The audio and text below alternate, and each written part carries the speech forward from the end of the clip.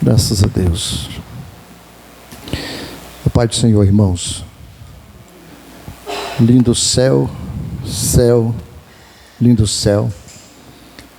As mansões celestiais todas feitas por Deus. Esse é o nosso objetivo, é o nosso alvo. Jesus nos deu vida para que um dia nós possamos estar com Ele neste céu, para sempre, né? Para sempre com o nosso Deus, para sempre com o nosso amado Salvador. Nós louvamos a Deus por isso. Eu quero, irmãos, convidar a igreja para abrir a Bíblia na segunda carta que Paulo escreveu aos Coríntios. Segunda carta de Paulo aos Coríntios, capítulo de número 4, número 5.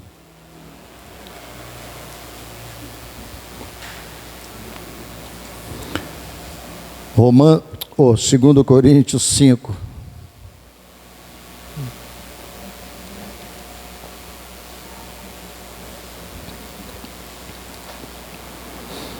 João, Atos, Romanos, primeira e segunda carta aos Coríntios.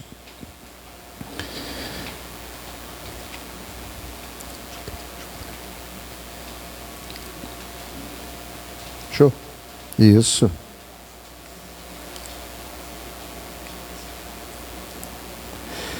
Segunda a Coríntios, capítulo 5, versículos 9 e 10.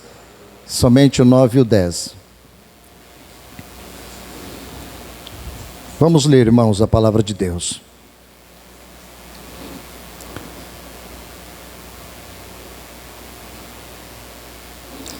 Pois que muito desejamos também ser-lhe agradáveis, quer presentes, quer ausentes, porque todos devemos comparecer ante o tribunal de Cristo, para que cada um receba segundo o que tiver feito por meio do corpo, ou bem ou mal. Vamos repetir o versículo 10. Porque todos devemos comparecer ante o tribunal de Cristo, para que cada um receba segundo o que tiver feito por meio do corpo, ou bem ou mal. Oremos, irmãos, mais uma vez.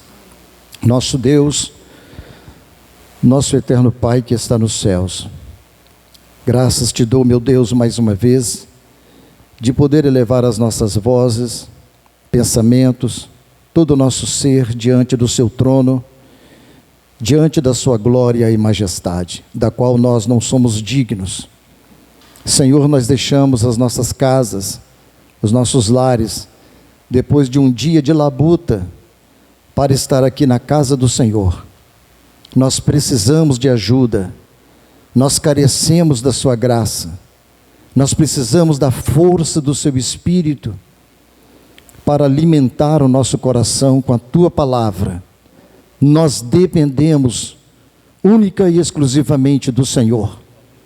Nós não somos nada, meu Pai, mas absolutamente nada.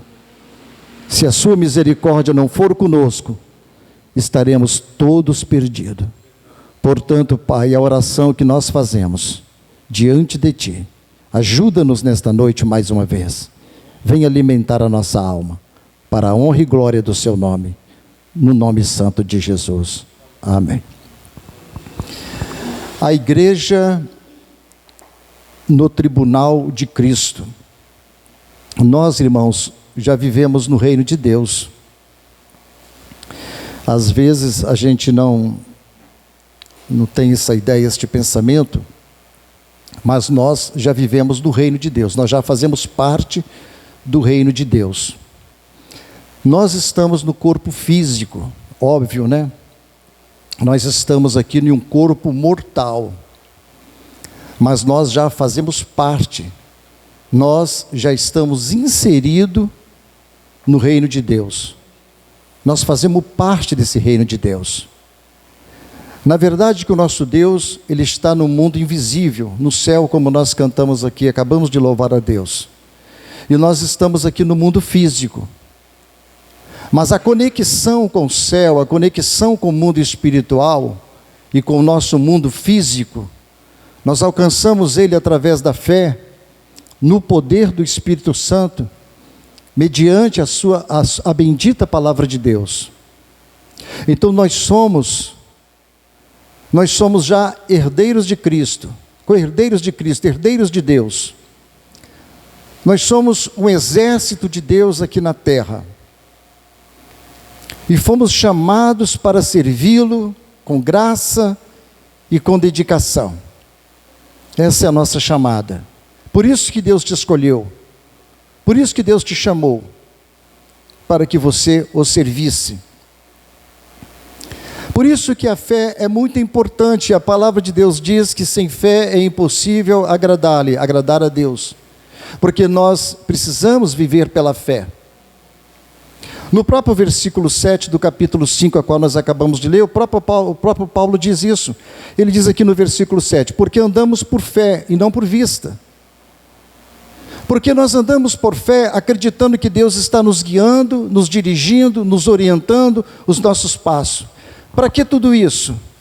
Para que o nome dele seja glorificado, para que o nome dele seja exaltado. Não é para a sua glória, não é para o seu louvor, não é para o nosso louvor. Nós não somos salvos para nós batermos no peito e dizermos, eu sou salvo, mostrar para o mundo, eu sou salvo, você não é. Não é para isso. Jesus nos salvou por graça e por misericórdia, e nós o servimos com graça e com dedicação. Sabendo disso, nós temos certeza que nós estamos num corpo temporário. O nosso corpo aqui é temporário. E nós sabemos que logo tudo isso vai se desfazer. A sua beleza, a sua característica humana aqui na terra, o seu jeito de ser, o seu corpo físico, a sua estrutura óssea, a sua estrutura física, o seu gênero, logo tudo isso vai se desfazer, tudo isso vai acabar. Mas nós sabemos, e Paulo também escreve aqui, que quando tudo isso acabar, nós temos por Deus lá no céu, uma cidade edificada pelas mãos do próprio Deus, não edificada pelos homens. Paulo fala isso aqui no versículo de número 1, do capítulo 5. Ele diz, porque sabemos que se a nossa casa, o nosso corpo, a nossa casa terrestre, analogia, ele fala da casa, a nossa casa terrestre se desfizer, ou seja, cair, tombar, morrer, temos de Deus um edifício. Enquanto a nossa casa aqui no céu é uma casa, nós temos lá no céu um edifício. Nós vamos deixar a casa aqui e vamos alcançar de Deus um edifício. Aí ele fala, uma casa não feita por mãos, eterna, nos céus. E ele diz no versículo de número 4, porque também nós, os que estamos neste tabernáculo, ele fala de novo, Paulo está falando do corpo novamente, nós que estamos neste tabernáculo, gememos carregados, não porque queremos ser despidos, mas revestidos, para que o mortal seja absorvido pela vida. Paulo está falando da ressurreição, que esta casa terrestre, esse tabernáculo tomba, ainda que nós vamos ser aqui, temos que ser despidos desta casa, mas nós desejamos o quê? Ser revestidos da nova casa, que é revestidos para que o mortal, esse mortal que foi absorvido, ele seja absorvido pela vida. Por qual vida? A vida em Cristo Jesus, a vida eterna. Esse é o argumento de Paulo, devido às lutas que ele vem passando, as dificuldades que Paulo vem atravessando, as injúrias que Paulo está sentindo, as perseguições daqueles que se diziam cristãos e não eram, que se diziam irmãos e não eram, a perseguição dos judeus. Paulo está dizendo, então, diante de tantas essas lutas, de tantos esses problemas que estou atravessando, eu desejo estar com Deus, mas por causa, às vezes, dos meus irmãos, é melhor que eu fique ainda mais um tempo. Então, Paulo amava isso. Ele fala desse gemido, desejando ter um corpo de ressurreição, um corpo de glória. Então, apesar de todas essas lutas que ele vem atravessando, todos esses problemas que Paulo vem atravessando, mas fazendo a obra de Deus, mas ele fala: eu não estou desanimado, eu não estou abatido, eu não vou retornar, ele diz, eu vou continuar fazendo a obra de Deus com alegria, com fé. Então, irmãos, Paulo até mesmo entende que ele está diante da morte, porque ele passou várias vezes pela morte. Várias vezes Deus do livramento a Paulo de morte, enfermidades, ataques de cobra, ataques dos inimigos. Foi suspenso num cesto para fugir dos seus inimigos pelos muros de Jerusalém. Então, para Paulo não tinha problema a morte, tanto que ele disse assim: a morte para Paulo, ele era como se fosse nada, e ele fala isso em 1 Coríntios 15, 55, onde está a morte o teu aguilhão, onde está o inferno a tua vitória? Então, Paulo mostra para nós, e mostra para o mundo, as suas cartas paulinas, os ensinamentos teológicos que ele aplicou, os ensinamentos do grande apóstolo Paulo, o grande missionário Paulo, que a única religião neste mundo que não teme a morte é a religião cristã, a religião de nosso Senhor e Salvador Jesus Cristo. Porque de nenhum líder religioso morreu lá para derrotar a morte, porque todos quanto morreram, a morte o reteve no chão. Porque todos estes líderes religiosos, fundamentalistas, que criaram as suas religiões, os seus fundamentos religiosos, todos eles morreram em pecado e não puderam levantar do túmulo, mas Jesus Cristo, nosso Senhor, não. Ele foi provado, ele foi levado ao madeiro, ele morreu, e nós sabemos que ao terceiro dia ele ressuscitou para a glória de Deus Pai, formando a sua igreja, o seu corpo, o seu exército aqui nessa terra, para glorificar o seu nome, falando que ele é o Senhor, que ele é rei, que ele salva, que ele cura, que ele é que comanda o universo, comanda a terra, através dos seus filhos na terra. Paulo, então, irmãos, faz todos estes argumentos desejando ir com o Senhor. Então, a partir de todo esse entendimento, a partir do versículo 9, Paulo diz então: pois que muitos desejamos também ser-lhe agradáveis. Presta atenção, tá, irmãos? Pois que muito desejamos também ser-lhe agradáveis. Paulo está dizendo, ser-lhe agradáveis a quem? A Deus. Ele diz aqui, quer presentes, quer ausentes, quer presente aqui neste corpo, ou quer lá na eternidade, é desejável, é agradável também ser agradáveis a Deus.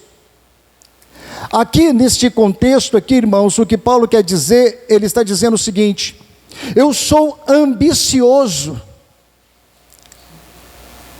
Paulo está dizendo, eu sou ambicioso. O texto original aqui, para desejar ser-lhe agradável, significa ambição. Paulo então tinha ambição de agradar a Deus. Por isso ele faz esse termo de conclusão, pois que, portanto, de tudo que eu já tenho falado, desde o capítulo 1 até o capítulo 5, nós desejamos então ser-lhe agradáveis, quer neste corpo, quer ausentes ou quer na eternidade. O nosso prazer é de ser agradável a Deus. Como se Paulo quisesse dizer, pois se nós cremos em tudo isto que foi dito, devemos ter desejo, ou seja, ambição de agradar a Deus. Já que nós vamos morar, temos um edifício, nós temos uma casa, nós vamos morar na eternidade, nós temos uma glória que nos espera. Como nós devemos ser ambiciosos para agradar a Deus? Como devemos ter ambição para em todos os pormenores das nossas vidas ser agradável a Ele? Por esta razão, Paulo fala isso no versículo 9, que é no corpo que era ausente. Mas o problema que nós temos, irmãos, que a ambição, às vezes, a conotação de ambição não é uma coisa boa, ainda que Paulo use o grego aqui, para explicar um outro tipo de ambição, mas nós sabemos que na prática hoje, no nosso dia a dia, nós sabemos que a ambição não é uma coisa boa. Até mesmo o puritano Thomas Brooks, ele fez aqui um texto sobre a ambição. Ele fala no seu texto, no seu pequeno texto: ambição é uma miséria dourada. A ambição é um veneno secreto. A ambição é uma praga oculta. A ambição é a engenharia do engano, a mãe da hipocrisia, a mãe da inveja. A ambição é o vício original dos anjos e dos homens. A ambição é a destruidora da virtude e que cega os corações. É a ambição que transforma os remédios em doença. Os irmãos vejam as palavras colocadas de Thomas Brooks,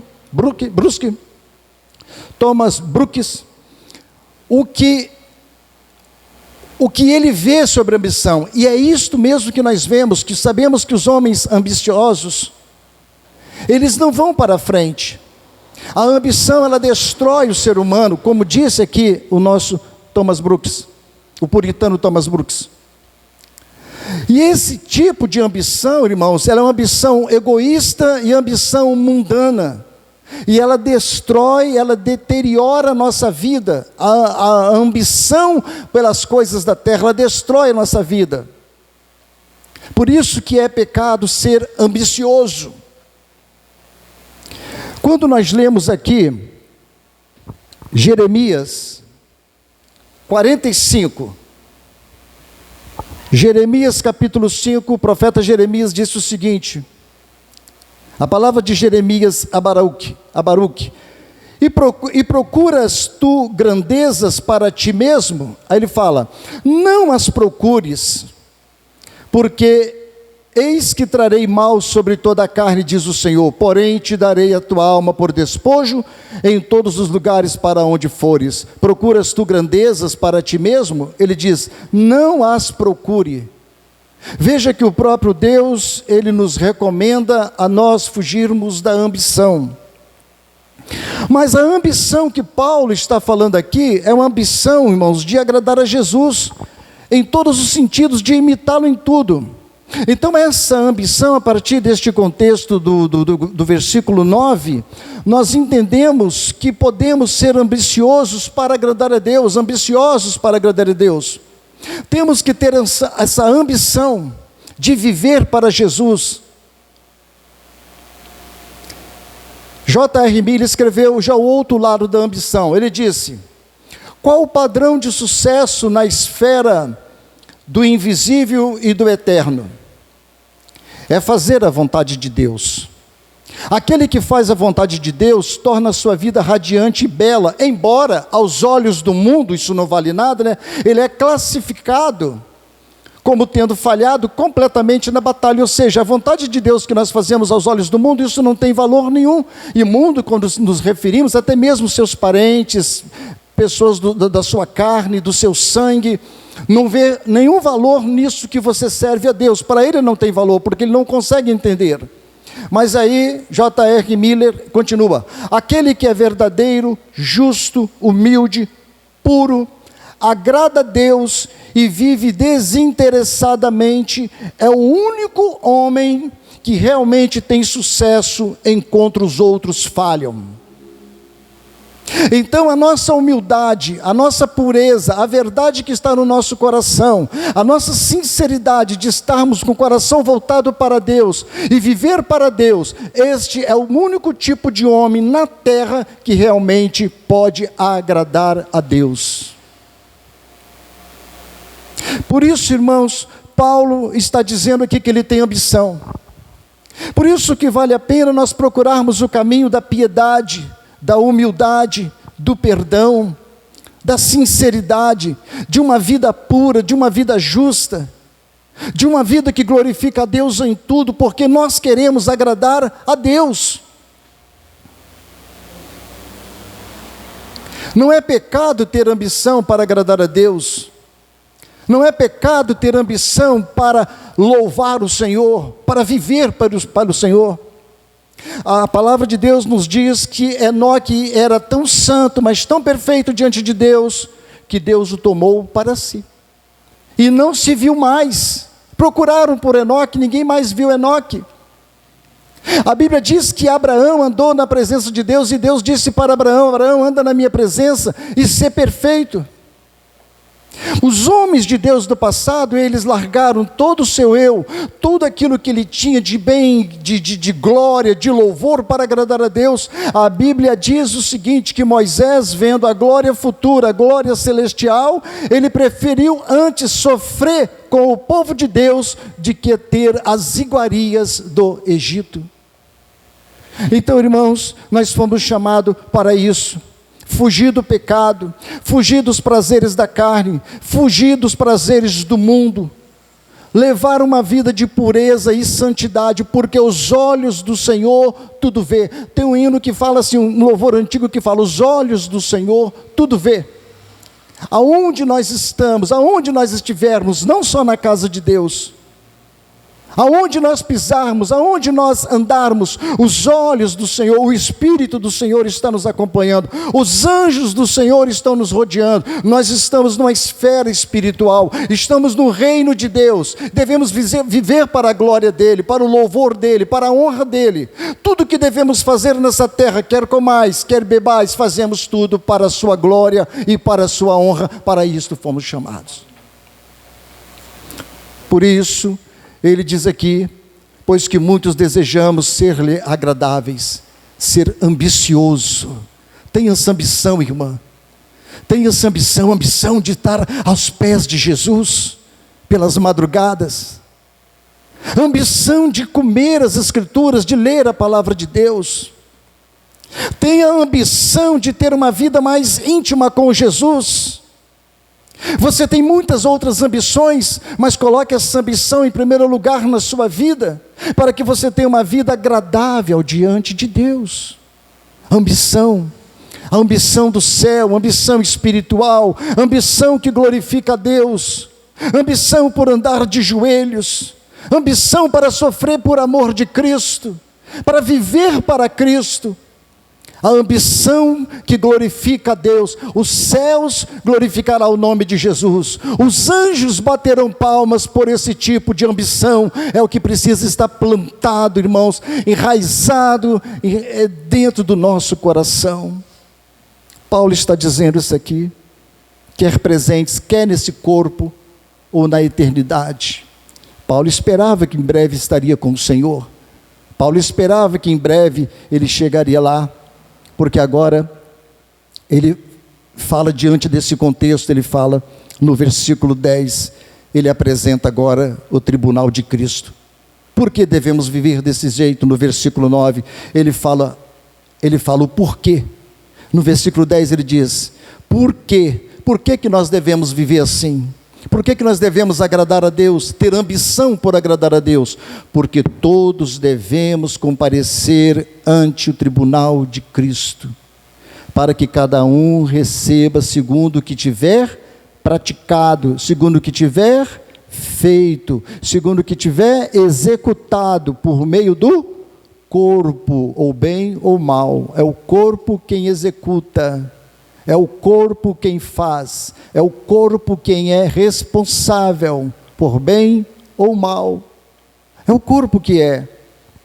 Paulo diz então que todos os crentes estarão lá. Ele disse porque todos devemos comparecer, todos os crentes. Essa nobre ambição de Paulo fez ele descobrir. Essa nobre ambição dele de servir a Deus foi revelado pelo Espírito Santo, que ele, isso tudo que ele faz aqui, ele vai ter que comparecer perante o tribunal de Cristo.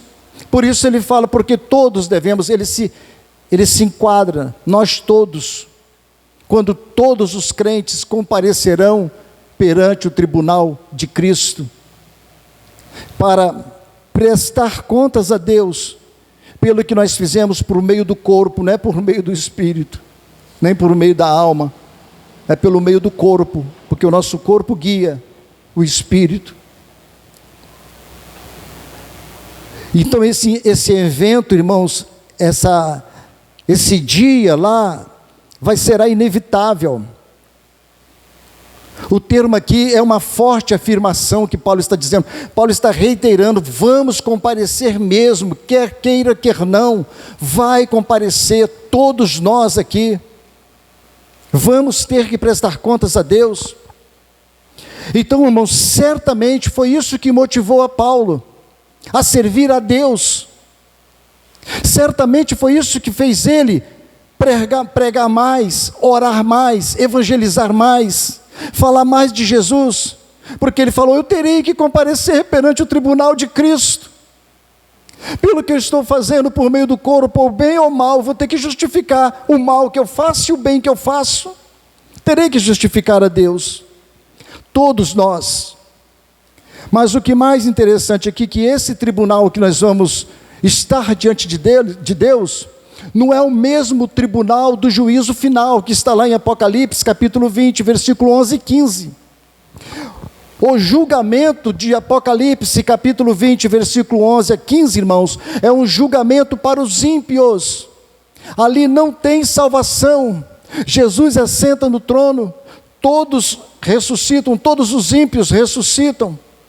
Todos os ímpios levantam das suas covas, vão diante do trono branco e serão julgados para condenação. Apocalipse 20, versículo 11 a 15. Esse é o julgamento dos ímpios, que os ímpios terão que comparecer.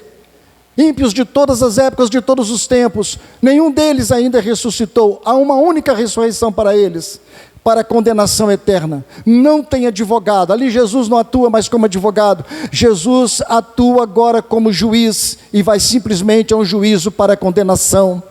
Aqui no tribunal de Cristo, nós teremos que prestar contas das nossas obras diante do tribunal, julgando apenas o nosso galardão.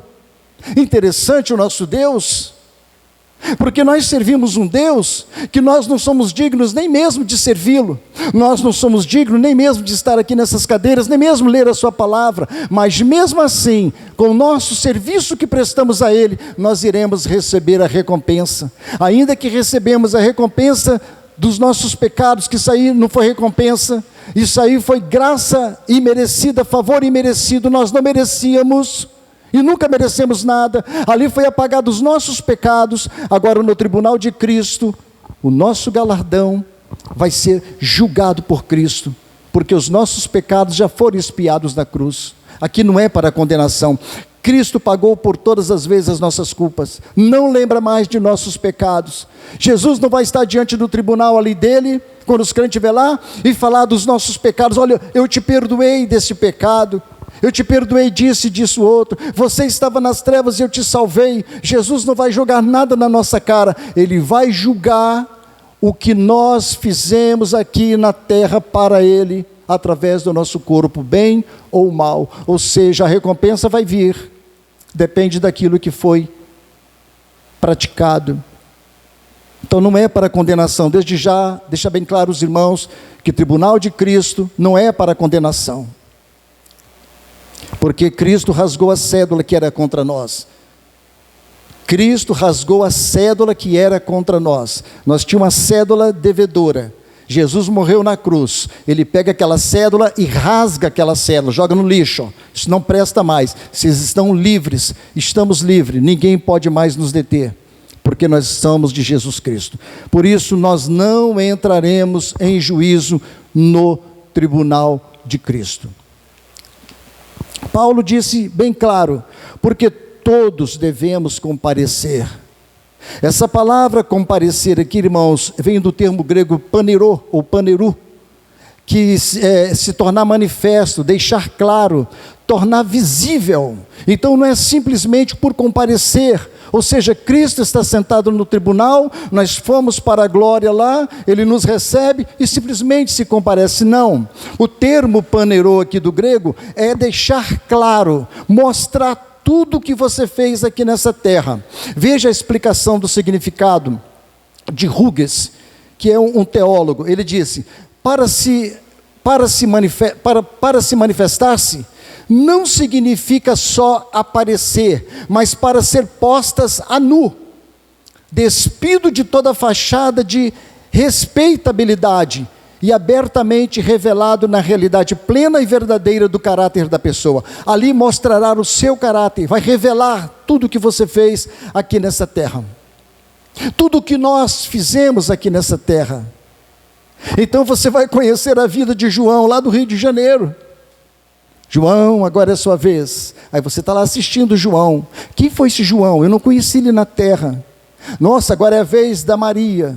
Quem é essa Maria? É a mãe de Jesus? Não, essa não é a Maria, essa é outras Marias que tem por aí. Vem cá, Maria. E você vai ver a vida de Maria. Nós vamos ver coisas extraordinárias no tribunal de Cristo, que os nossos olhos aqui hoje não têm condições, a nossa mente não tem condições de entender o tribunal de Cristo.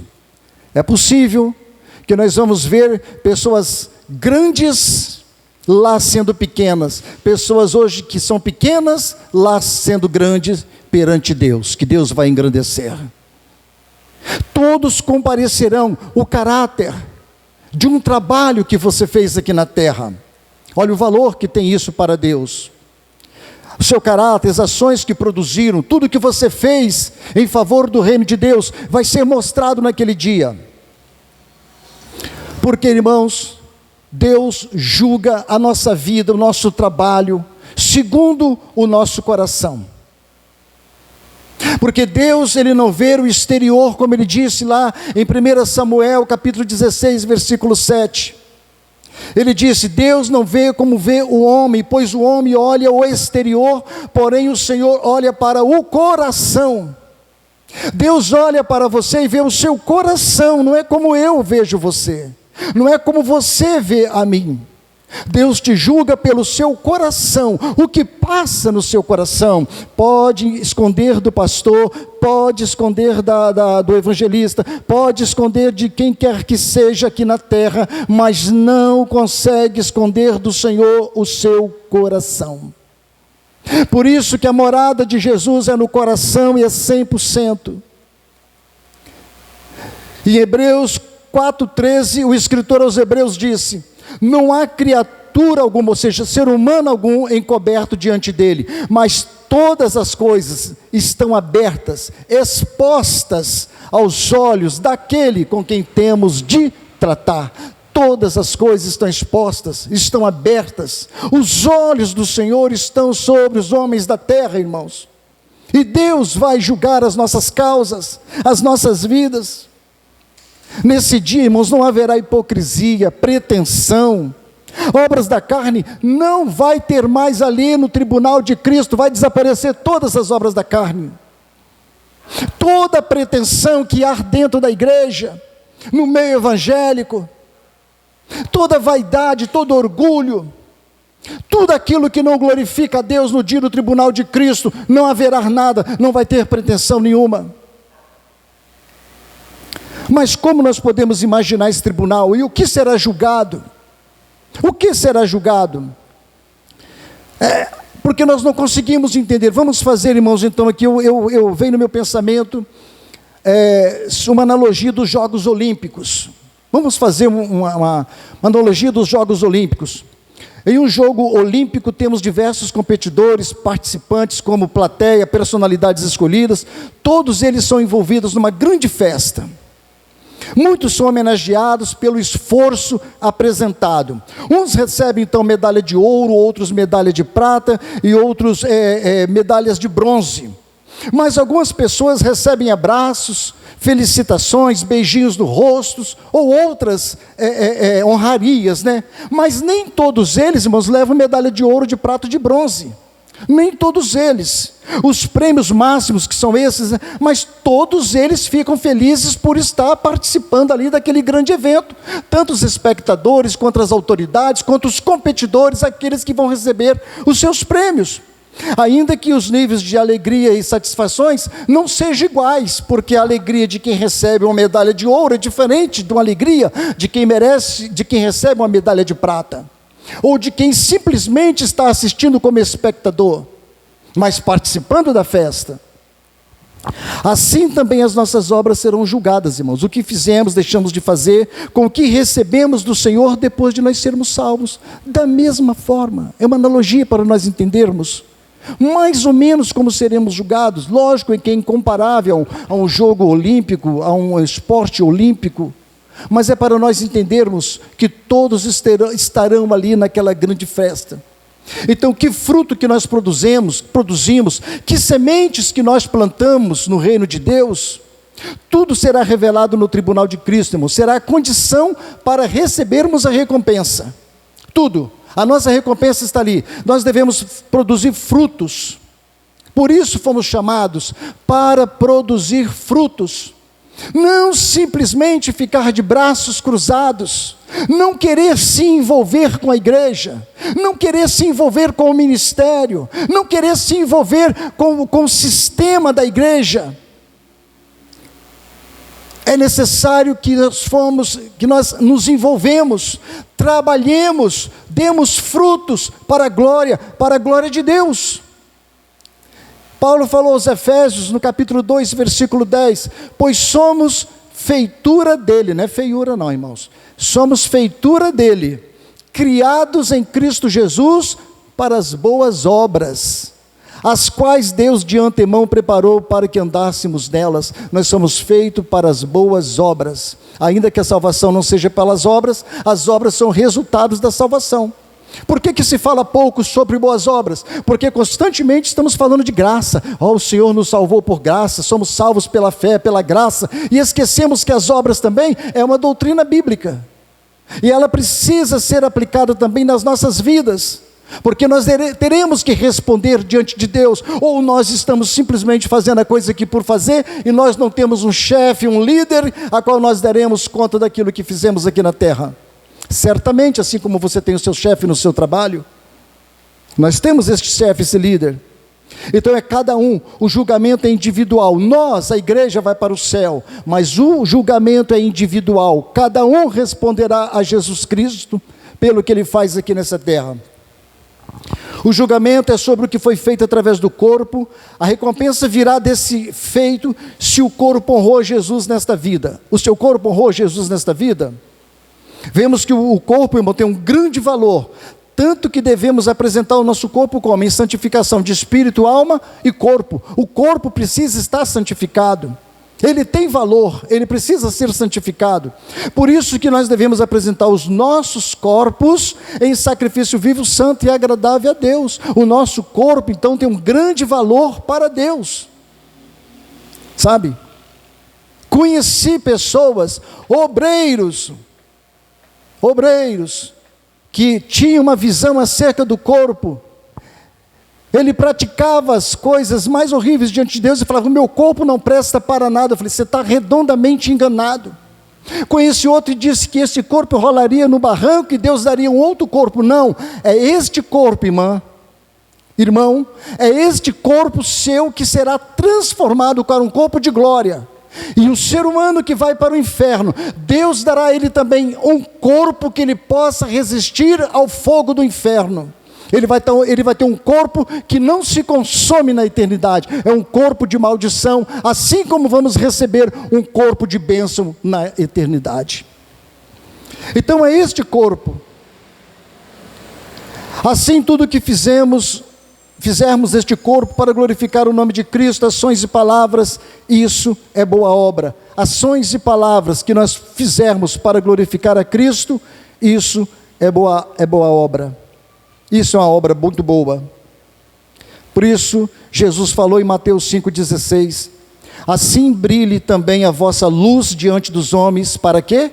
Para que vejam as vossas boas obras, e quando eles virem as boas obras em nós, eles vão dizer, e glorifique o vosso Pai que está nos céus. Por isso que o mundo olha para você e diz, nossa, essa pessoa ela é diferente. Esse cristão ele é diferente por causa das suas boas obras, as suas ações, as palavras que saem da sua boca, a maneira como você trata as pessoas, a maneira como você recebe os seus colegas, faculdade, na escola, no trabalho, os seus vizinhos, tudo isso é boas obras, e a forma de você servir a Deus glorifica o nome de Cristo, as suas boas obras, as suas ações, as palavras que saem da boca, porque o que tem crente hoje aí que fala o que quer, tomando cerveja, tomando bebida alcoólica, falando palavrão, pregando nos púlpitos, e são pastores, Isso tudo não é correto diante de Deus. Porque Paulo afirma que a recompensa virá pelo feito por meio do corpo, bem ou mal, ainda que não seja um bem moral aqui, mas é algo que não tem valor nenhum, né? Ele quer dizer o bem ou mal, o significado é algo sem valor ou inútil. Ele fala na última parte do versículo 10, na parte B, e que tiver feito por meio do corpo, ou bem ou mal, ou seja, aquilo que é inútil, o que for bom ou aquilo que for inútil. Então há coisas mundanas, irmãos, que não têm valor eterno, e não tão pouco também é pecado. Há coisas mundanas que não têm valor eterno, mas também não é pecado. Não se torna um pecado, mas não tem valor eterno. Por exemplo, passear, se divertir com os amigos, praticar uma academia, quando você faz qualquer atividade aqui nessa terra, ele não tem valor eterno nenhum. Por isso que todas as coisas precisam ser feitas para a glória de Deus. Vai caminhar, caminhe para a glória de Deus. Vai fazer uma academia, que faça ela para a glória de Deus, para com sinceridade diante de Deus. Vai comer, come para a glória de Deus. Vai fazer um passeio, faça o passeio, mas faça o passeio para a glória de Deus. Tudo que fizermos que for para a glória de Deus, isso tem um grande valor no céu. Mas todas as coisas que são feitas na eternidade não vai ter valor nenhum. Não tem valor nenhum se não for feito. Então são coisas moralmente neutras, irmãos. Moralmente neutras, elas não têm valor nenhum na eternidade. Serão julgadas diante do tribunal de Cristo. Por isso que nós teremos que prestar conta diante de Deus. O que foi feito com o objetivo de glorificar a Cristo serão considerados bons, mas tudo feito com interesse egoísta serão considerados ruins. Às vezes julgamos nossos irmãos, achando que Deus não vai nem requerer conta disso, mas Paulo nos adverte em Romanos 14:10, mas tu, por que julgas a teu irmão? Ou também, por que desprezas teu irmão? Pois todos havemos de comparecer ante o tribunal de Cristo. Então todos vamos comparecer. O que nós fazemos aqui, vamos ter que responder. Teremos que prestar contas a Deus. Então vejamos, irmãos, que tudo o fundamento é Cristo.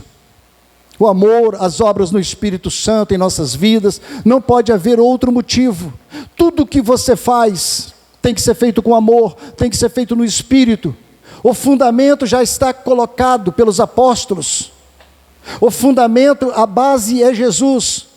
Você agora vai construir sobre este fundamento, não sobre outro fundamento, e o fundamento precisa ser Cristo. E Paulo fala isso em 1 Coríntios capítulo 3, versículos de 11 a 15, ele diz: porque ninguém pode pôr outro fundamento, que é Jesus, além do que já está posto, aí ele fala, o qual é Jesus Cristo.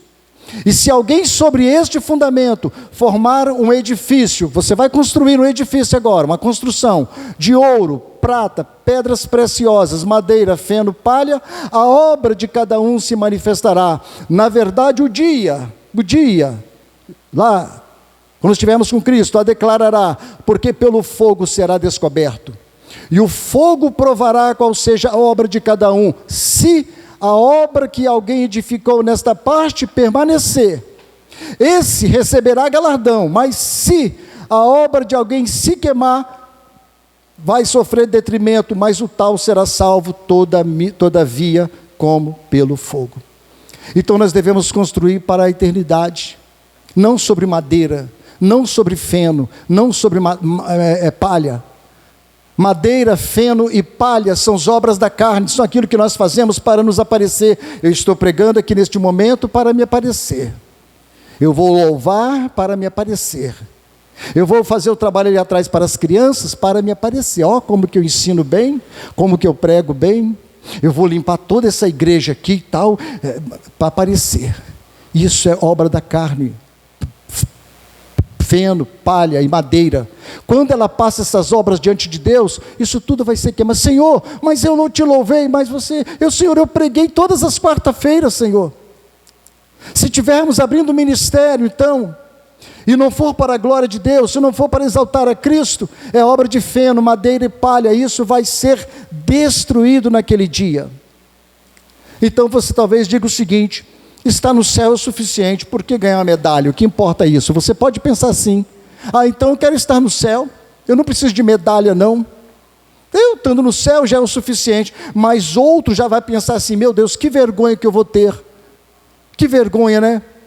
Que vergonha. Todo mundo recebendo lá, eu recebendo tão pouco, sabendo que é por negligência minha. Isso tudo então vai pesar na balança.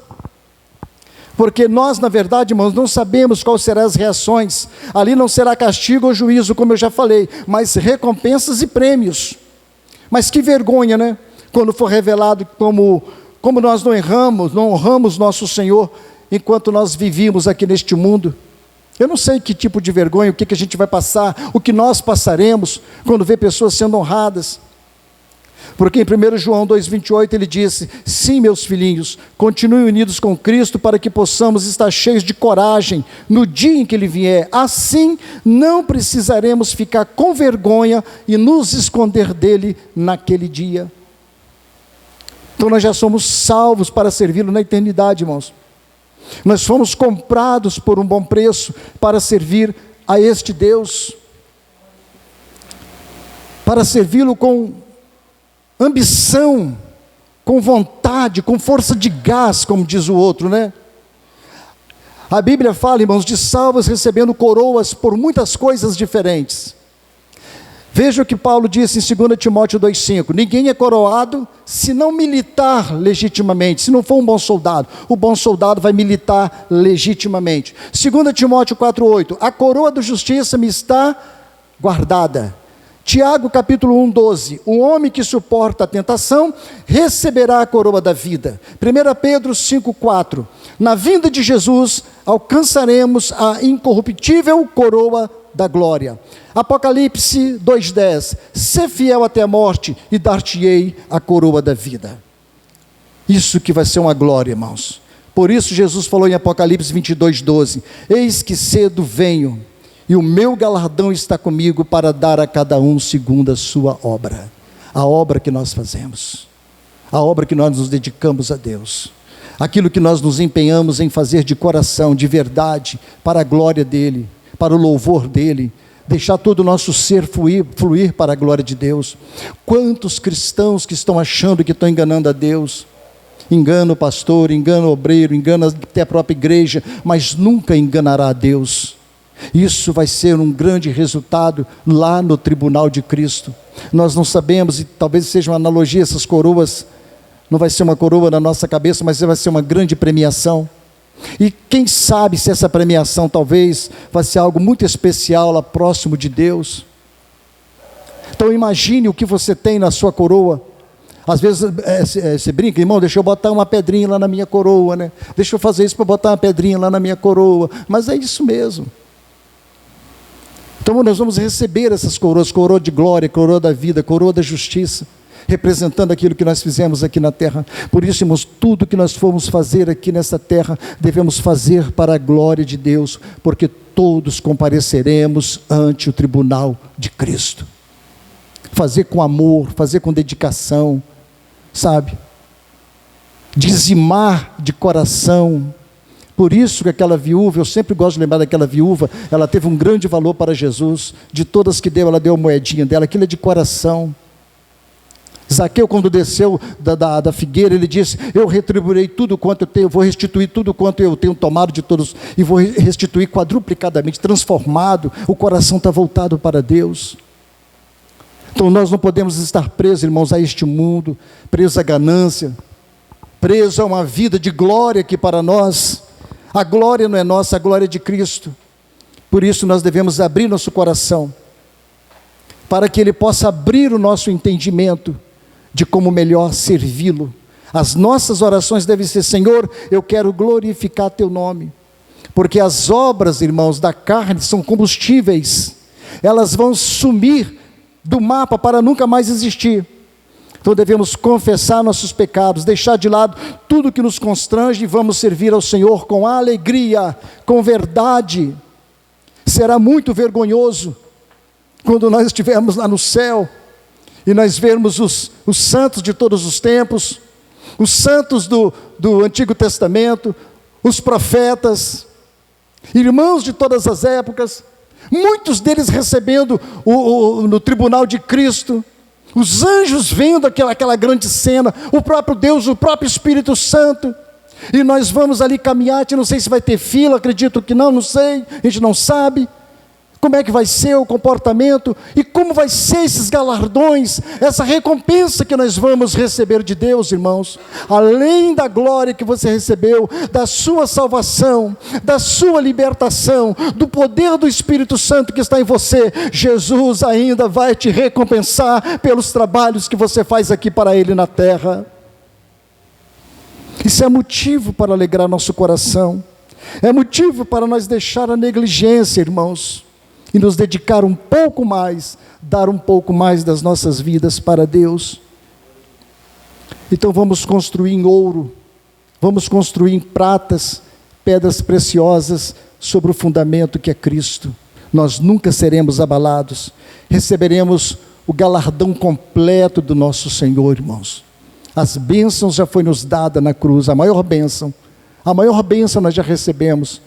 Agora vamos ser gratos a Deus, vamos fazer jus a isso que recebemos, vamos viver para a glória de Deus, tirar o desânimo, toda a tristeza, murmuração, toda a contenda, toda a inveja do nosso meio, do nosso coração, toda a malícia.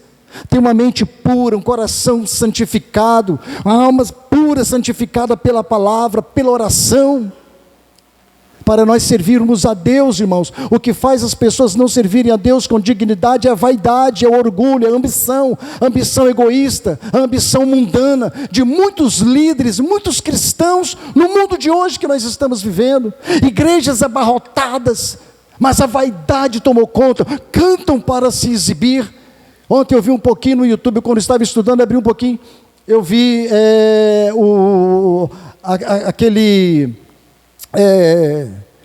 aquela estatueta gospel, dos músicos gospel aí que ganham estatueta, tipo, estão entendendo o que eu estou falando, né? Isso, Grêmio, não sei o que lá, gospel, né, ganhando prêmios lá, imitando essa premiação de Hollywood. Imitando a premiação de Hollywood. Eu falei, meu Jesus amado, essas pessoas estão realmente louvando o teu nome? Fazendo discos, irmãos, para vender, qualquer tipo de música eles estão cantando. Canta para o homem, canta para o diabo, canta para o mundo, canta para a glória deles, mas não cantam para Jesus, não louvam para Jesus. Será que oram? Será que busca a Deus? Eu duvido que verdadeiramente quem dobra os joelhos perante a Deus, em santidade, com humildade, com piedade, com coração quebrantado, eu duvido que ele vai fazer algo que desagrade a Deus. Ele sai dali renovado, transformado, santificado pelo poder da palavra, pelo poder do Espírito Santo. Deus do seu trono se move, as suas mãos santas são estendidas, Ele toca no teu servo, no seu filho, e faz dele um vaso, um instrumento para a glória dele aqui na terra. Nunca vi um missionário vaidoso, orgulhoso, pretensioso ir para a África. Nunca vi um missionário, nunca vi. Só as pessoas que estão realmente na presença de Deus, porque, irmãos, quem faz a obra é Jesus. Quem faz a obra é Deus, é Ele quem edifica nossas vidas. Ele levanta, Ele abate, Ele suspende, Ele é tudo, é o Deus da glória, Ele é o Rei da glória, Ele é o Senhor da glória. E nós somos apenas servos inúteis, servos inúteis, servos inúteis, e achamos que somos muita coisa, achamos que valemos muita coisa, que somos especiais, mas nós não somos especiais. Especial é Jesus, Ele é o Senhor. As nossas obras da carne precisam ser deterioradas aqui na terra. Pedir a Deus graça nas nossas vidas, força para nós servirmos a Deus, porque o tic-tac de Deus está só aumentando. Tic-tac, tic-tac. Jesus está voltando para nos levar para o céu, para nos levar para a sua glória. Que Deus nos guarde, irmãos, que Deus nos abençoe, em Cristo Jesus. Feche os teus olhos mais uma vez, e vamos falar com Deus. Senhor, nós te agradecemos, porque o Senhor é um Deus maravilhoso, um Deus que reina para sempre, em toda a sua glória e majestade. Quem somos nós, ó Deus, diante da sua glória? Somos um mero grão de pó, de poeira, somos efêmeros. Meu Pai, o Senhor é eterno, venha nos ajudar, que o Espírito do Senhor possa mover o seu poder nas nossas mentes, no nosso coração, repreendendo todo o mal, tudo aquilo em nós que não te glorifica, Senhor. Renova as nossas forças, renova a nossa fé, nosso ânimo, repreende todo o mal que venha contra nós, que queira atrapalhar a nossa comunhão e a nossa intimidade com o Senhor.